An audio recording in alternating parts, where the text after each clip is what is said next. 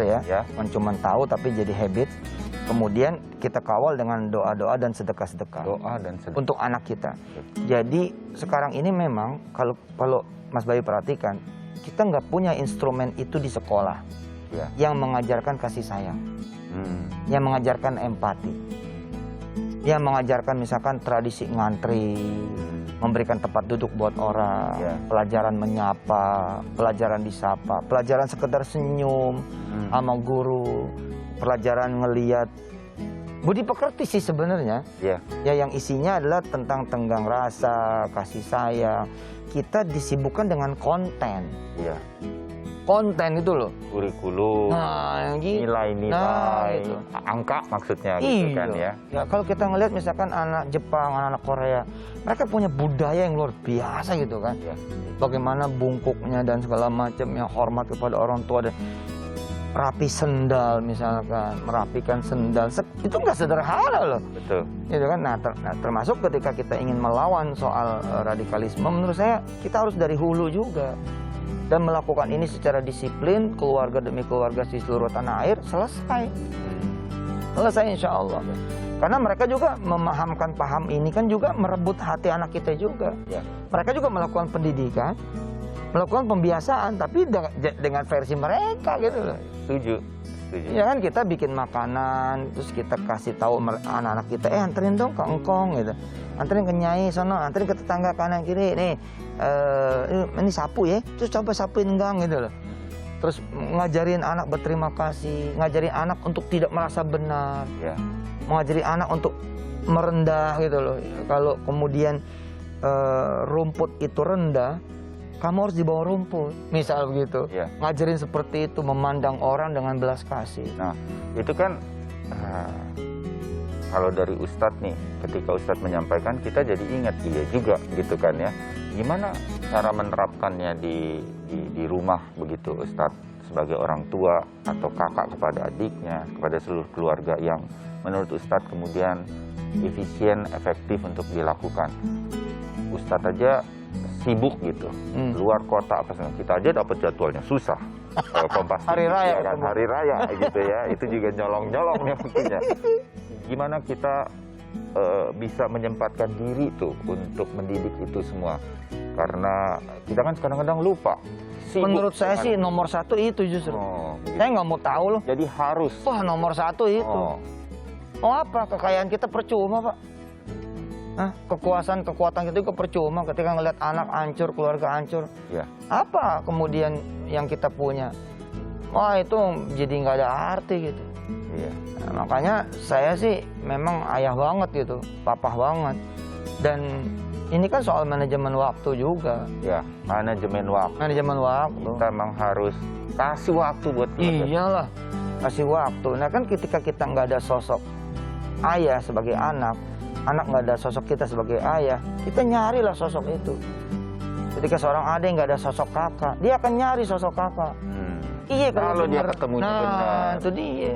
Kalau dia nggak punya ibu, padahal dia ada ibu, ibunya sibuk mulu, sibuk WA-an, TikTok-an, Instagram-an. Oke lah positif. Tahu aja. Oke lah positif jualan atau apa. Bahkan ketika dakwah loh. Ketika dakwah nggak bener kan, para nabi aja disuruh dakwah kemana? Ahluhu, keluarganya dulu, tetap circle inti gitu loh. Karena kan orang akan ngelihat kan, lu mau dakwain siapa, bini lu kayak gitu kan, gitu loh. Jadi emang harus bener-bener di konsentrasin bener gitu loh. Even misalkan sebagai seorang penguasa misalkan yang memang punya beban banyak, tetap malah dia harus semangat mencetak keluarga yang unggul supaya langsung menjadi contoh bagi satu kota yang dipimpinnya, bagi satu provinsi yang dipimpinnya, bagi satu negara yang dipimpinnya itu. Makanya saya di pesantren Darul Quran misalkan, saya berjuang tuh anak-anak saya ya bener seperti apa yang menjadi visi misi pesantren. Kalau enggak orang lihat, ya gimana gue mau nitipin anak? Anak si Ustadz aja beler semua gitu. Ya kan nggak bener semua, nah kan resiko. Iya Ustadz. Nah Ustadz, satu lagi ya, ini kalau kita bicara soal kasus-kasus radikalisme yang kemudian sekarang paparannya seperti diarahkan, dan ini diakui sama Badan Nasional Penanggulangan Teroris, gitu. BNPT. Anak muda itu Iya, iya. menjadi arah-arah ke sana. Anak muda yang ada kesedihan, putus sekolah lah atau apa, nah itu menjadi sasaran-sasaran mereka. Dan biasa mereka lakukannya di lewat internet. Iya. Karena itu kan nggak bisa kita bendung. Memang dunianya anak-anak kita sekarang adalah di dunia ini. Salah kita. Ah, itu gimana? Salah kita nggak memberikan mereka choices. Kita nggak memberikan mereka pilihan. Ibarat gini ya, ketika mereka meng-googling misalkan sate ayam, Ya. nah ternyata cuma satu, ya bukan salah siapa-siapa. Sate ayam ABC. Iya, misalnya cuma ke situ. Oh. Ya pilihannya cuma itu, ya dia ke situ. Ini kan anak-anak muda kita kan gelas kosong aja. Iya. Gelas kosong aja. Makanya saya bilang kan, kemampuan bermedsos bagi para ayah, para ibu yang baik-baik. Kemampuan bermedsos bagi para guru. Kemampuan bermedsos bagi para pendakwah. Itu penting gitu loh. Nggak memberikan pilihan. Gue mau ngaji nih di mana ya? Kluk. Ketemunya misalkan yang kasar-kasar. Ketemunya yang suka maki-maki. Ketemunya yang suka nyaci-nyaci, ya kan? Ketemunya yang suka nyalain orang. Kayak benar sendiri gitu. Nah, iya nggak salah juga kalau kemudian gelas itu terisi dengan pikiran-pikiran yang menjadi sumber dia. Iya. Iya. Nah, pilihan nih, pilihan kita harus Jadi memperbanyak. semua yang merasa harus ada pilihan-pilihan itu, ya harus memenuhi Iya. internet. Kalau itu punya dengan kesanggupan baik. ya, kalau punya kesanggupan, punya kemampuan untuk kemudian memberi contoh, mengajarkan, itu memang harus memberikan pilihan itu supaya ketika mereka mengakses ada sate A, ada sate B, ada sate C, dia bisa ada choice gitu. Iya. Iya. Paling enggak ketika dia jajal yang A, dia akan jajal yang B juga. Akan jajal yang C, enggak terperangkap di A. Gitu loh. Iya. Itu yang saya perhatiin gitu. Dan yang kedua memang ya ini soal kesejahteraan. Iya. Itu juga nggak bisa dipungkiri gitu. Anak-anak muda yang nggak punya kerjaan, yang nggak ada kerjaan, gitu kan, yang tidak ada kesibukan, itu yang ya gimana ya, mereka juga akan nyari kesibukan kan.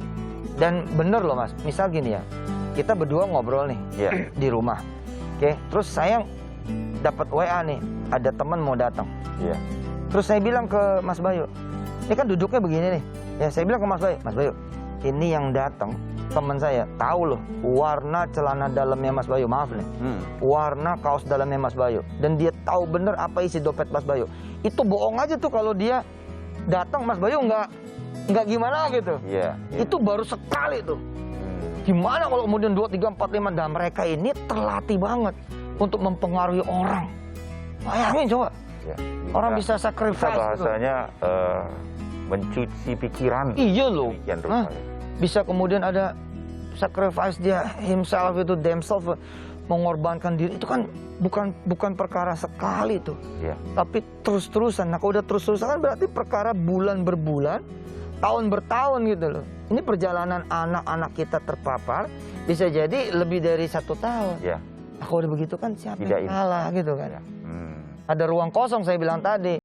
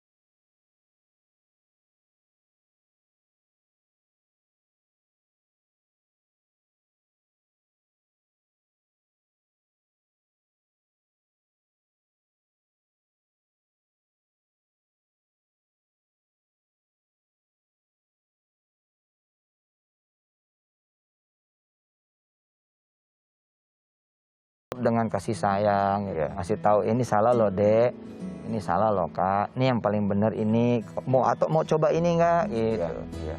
Ya itu penting pemirsa, karena pemirsa ini saya perhatiin kalau udah masuk ruang privasi kita merasa kita orang timur nih, Iya. kita orang Indonesia sih, masa istri mereksa suami, suami mereksa istri, padahal itu yang jadi jalan menyelamatkan. Iya. Kalau ketahuan, ya alhamdulillah, namanya masih ketahuan. Iya. Coba kalau keburu, Iya. keburu masalah gitu loh. Kan kalau awal-awal ketahuannya kan gitu-gitu doang. Iya. Daripada telat kan begitu. Setuju. Jadi jangan ragu tuh pemirsa, cek lemarinya, ya, cek kemudian di bawah kolong tempat tidurnya. Nah, termasuk itu gitu, jangan kan cuman cek handphone gitu. Iya. Nah, tapi tetap hati-hati ya pemirsa, maksudnya jangan sampai anak itu merasa nggak nyaman gitu. Ini sih masalah komunikasi sih saya pikir. Komunikasi kita coba jalin dengan anak-anak kita. Ini salah satu upaya untuk anak-anak kita tetap terjaga apa yang mereka lihat, mereka dengar. Oke, terima kasih Ustaz. Iya. Ini masukan-masukan. Mumpung sekali lagi momen Lebaran gini kan lagi kumpul nih Iya. keluarga. Mudah-mudahan putra putri, ayah ibu lagi nonton kita. Iya. Tuh dengerin Ustadz Yusuf Mansur di Iya. TV. Nah, kita mulai terbuka sekarang. Bener, hapus-hapusin dulu. Iya. Aduh, dikasih juga tips dan triknya dari Ustadz ya. Tapi nggak ngaruh. Iya, nggak Oh, ini mah teknologi kok. Bisa sedot data bos. bisa disedot data ya. Oke, Ustadz Yusuf Mansur masih akan bersama Siap. saya satu bagian lagi Ustadz. Oke. Ya, sambil ngobrol-ngobrol menemani semua. Seneng. Ya, semua Bisa pemirsa nyapa Sapa Indonesia ini berlebaran di hari pertama kali ini. Tetap bersama kami jeda sebentar dan segera kembali.